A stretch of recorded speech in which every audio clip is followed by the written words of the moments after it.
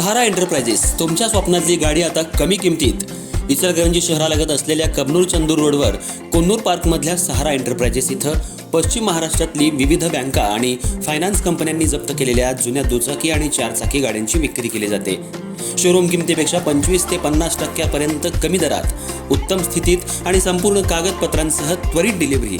दुचाकी 20,000 पासून पुढे तर चारचाकी 50,000 पुढे. आपल्या पसंतीची कार किंवा बाईक आता अगदी परवडणाऱ्या दरात घेऊन जा. विश्वास, पारदर्शक व्यवहार आणि उत्तम सेवा हेच आमचं वैशिष्ट्य. पत्ता Konnur park, Kabnur Chandur road, Ichalkaranji. Proprietor Rajubhai Aajgar. संपर्क 8055810910 आणि 9860785786. सहारा एंटरप्राइजेस, दर्जा, विश्वास आणि बचत यांचं परिपूर्ण ठिकाण.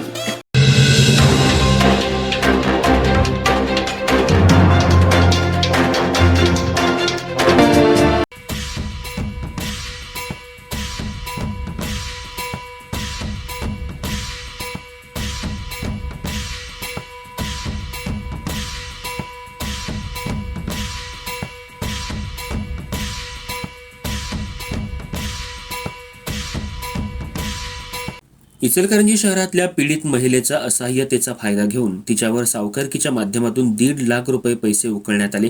तिच्या मुलाकडूनही हॉटेलमध्ये काम करवून घेण्यात आलं, तसंच तिला वाम मार्गाला लावण्यात आलं. या प्रकरणी शिवाजीनगर पोलीस ठाण्यात तिघांच्या विरोधात गुन्हा दाखल झाला होता. पोलिसांनी आज उज्ज्वला दुरुगडे आणि युसुफ गवंडी या दोघांना ताब्यात घेऊन न्यायालयात हजर केलं असता न्यायालयानं पोलीस कोठडी सुनावली आहे. तर सर्जेराव कुंभार हा अजून फरार आहे. अधिक तपास पोलीस करतायत. इचलकरंजी शहरासह महाराष्ट्र राज्याला हादरवून सोडणारी घटना कबनूरमध्ये घडली.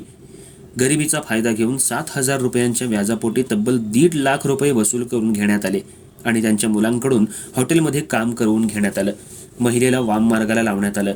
एवढं होऊन सुद्धा मुलांना आणि पतीला जीवे मारण्याची धमकी देण्यात आली. असहाय्य झालेल्या पीडित कुटुंबानं आणि महिलेनं न्याय मागितल्यानंतर पोलिसात या तिघांविरोधात गुन्हा दाखल झाला. यामध्ये सर्जेराव कुंभार हा फरार आहे, तर विनोद पवार याला न्यायालयात हजर केला असता न्यायालयानं पोलीस कोठडी सुनावली होती. तर आज यातील मुख्य सूत्रधार उज्ज्वला दुरुगडे आणि युसुफ गवंडी याला पोलिसांनी ताब्यात घेऊन दोघांना न्यायालयात हजर केलं असता न्यायालयानं पोलीस कोठडी सुनावली आहे. या प्रकरणानं इचलकरंजी शहर सुन्न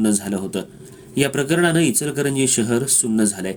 ही घटना सावकारकी तसंच वाम मार्गाला लावणं, बालकांना हॉटेलमध्ये कामाला लावणं अशा 4-5 घटनेनं या गुन्ह्यामुळं संपूर्ण महाराष्ट्र हादरून गेलाय. त्याचबरोबर मुलं घरात कागद पेटवून जेवण करतायत.